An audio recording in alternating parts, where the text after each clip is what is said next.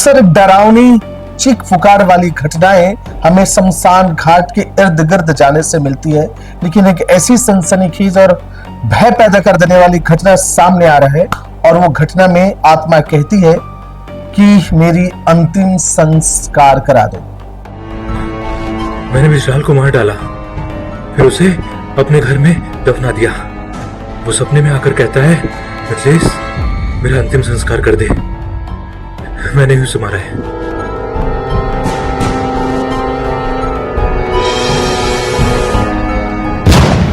मुझे तो मार दिया, लेकिन मेरी आत्मा, मेरा शरीर जो है वो अभी भी वैसा ही पड़ा है, उसके अंतिम संस्कार करा दो। बार बार सामने आके आत्मा कह रहा है। और दूसरी बड़ी बात, उनके दोस्त जहां भी जाते हैं वहां उन्हें लगता है कि उनके पीछे पीछे वो भी चलता है। उसका आत्मा बार बार मतलब उसके पीछे, मतलब ऐसा उसको लगता था, उसको महसूस होता था कि वो मतलब मेरे पीछे चल रहा है। और मतलब जहाँ भी जाता था, जिधर भी जाता था, उसको एकदम चैन नहीं मिलता। और पूरा बयान पुलिस थाने में जाकर के उन्होंने बताया है। दर्शकों, बिल्कुल सनसनीखेज मामला है। एक ऐसा मित्र के साथ हुए घटना की मामला है जिसमें आत्मा रात को आकर के अपने मित्र को कहता है। क्या है पूरा घटना, विस्तार से देखिए। नमस्कार। तो तुरंत मजिस्ट्रेट को, अफसर अधिकारियों को तलब किया गया, तो उनकी मौजूदगी में शव का उत्खनन किया गया। शव को बरामद करके अभी पंचनामे की कार्रवाई मजिस्ट्रेट के सामने की जाएगी। छत्तीसगढ़ में अंबिकापुर क्षेत्र में एक भगवानपुर इलाका है, वहीं का ये घटना बताया जा रहा है। ये थाना पड़ता है गांधीनगर क्षेत्र। घटना 2026 में ही 24-25 मार्च की रात का समय है। ब्रजलाल अगरिया वो वहां पहुंचते हैं अपने मित्र मिथिलेश कुजूर के यहां। ब्रजेश पहुंच के कहता है कि भाई शराब लेके आया हूं, शराब पीनी है। मिथिलेश जो कथानुसार पुलिस वालों का जो बयान और तमाम पड़ोसियों का बयान है वो हम आपको बता रहे हैं कि ब्रजेश जो है, ब्रजलाल जो है वो पहुंचता है और कहता है इस शराब पीनी है, शराब पी लो। पुलिस के अनुसार से ब्रजलाल पहले नशे में था और वहां पहुंचता है। घर में उनकी पत्नी भी रहती है दोस्त के, लेकिन मिथिलेश मना कर देता है। उनका कारण था, उनका कहना था कि भाई नवरात्रि का सीजन है, नवरात्रि चल रही है, तो इस समय कोई मदिरापान नहीं करूंगा। इन्होंने जबरदस्ती की, ऐसा बताया जाता है। और इसी बीच में बहस हो गई। बहस विवाद में बदल गया और विवाद के बाद झूमा झटकी भी हुई। इसी बीच में मिथिलेश का फोन गिर गया और टूट गया। फिर क्या था, मिथिलेश को बहुत गुस्सा आया और उनके ही मित्र को डंडे से सर पर वार कर दिया। और डंडे से मारने के बाद वहीं धड़ाम से नीचे ब्रजलाल गिर जाता है। उनके गिरने के बाद जैसे वो जाके चेक करता है, वो इस दुनिया से ही उनका ई लीला समाप्त होता है। डर पैदा है।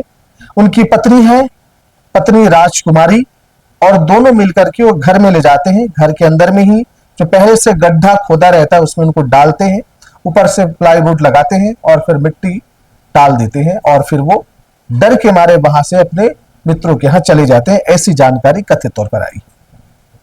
सोचिए जरा, उनके पड़ोसी क्या कहते हैं। उनके पड़ोसी का कहना है कि उसके बाद मिथिलेश जहां जहां चलता था उनके पीछे पीछे वो भी चले आते थे। 24-25 की बात है। एक सप्ताह बीता, उसके बाद वो खुद जो है आरोपी है वो थाने पहुंचता है और थाने पहुंच की जो बातें सामने प्रस्तुत करता है, बताता है अपने कर्मों को, तो सुन करके पुलिस वाले और आप भी हैरान हो जाएंगे। उसने बताया कि साहब, जब मैं सोए रहता हूं तो रात को मेरे सामने आता है और वो कहता है कि मुझे तो मार दिया, लेकिन जो मेरे शरीर है वो अभी भी पड़ा है, उसका अंतिम संस्कार कर दो। सोचिए जरा। और उसी की दहशत में, उसी के डर में वो ना चैन है ना नींद है, वो रात भर जागता है। जहां जाता है वहां उनके पीछे पीछे चलता है, ऐसा उनका कहना। उनके पड़ोसी क्या कहते हैं वो भी सुनिए। मैंने विशाल को मार डाला, फिर उसे अपने घर में दफना दिया। वो सपने में आकर कहता है, मिथिलेश मेरा अंतिम संस्कार कर दे, मैंने ही उसे मारा है।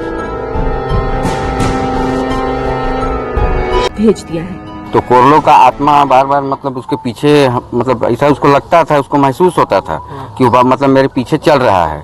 और मतलब जहाँ भी जाता था, जिधर भी जाता था, उसको एकदम चैन नहीं मिल रहा था। अब बताइए जरा, मैंने ये रात को दरवाजा बंद होना, मैंने रात का माहौल ऐसा था, डरावनी का माहौल तमाम था।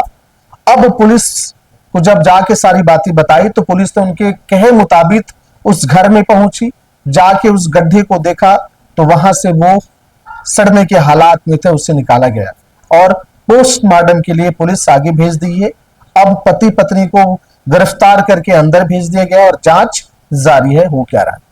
लेकिन अब सवाल यह उठता है, सोचिए, नशा और दूसरी बातें क्या है, सिर्फ मोबाइल का गिरना टूटना, इससे ही विवाद इतना बढ़ गया, गुस्सा इतना आ गया कि सर पे डंडे से मार दिया। सोचिए, बड़ी बात है। और फिर वो छुपा भी नहीं पाया क्योंकि रात रात भर उनकी आत्मा उन्हें परेशान किया करता है, उन्हें बार बार यही कहता है, मेरे साथ जो किया सो किया, लेकिन मेरे शरीर का अंतिम संस्कार कर दो। और जहां भी जाता वो उनके पीछे पीछे वो चलता है। ऐसा एक सनसनीखेज मामला है और यह मामला छत्तीसगढ़ की है। दर्शकों, ऐसी घटना है जो बिल्कुल हैरान परेशान करने वाली है। आप इस विषय में क्या सोचते हैं, अपना विचार रखिए। मेरा सादर प्रणाम स्वीकार करें। राम राम, जय जोहार।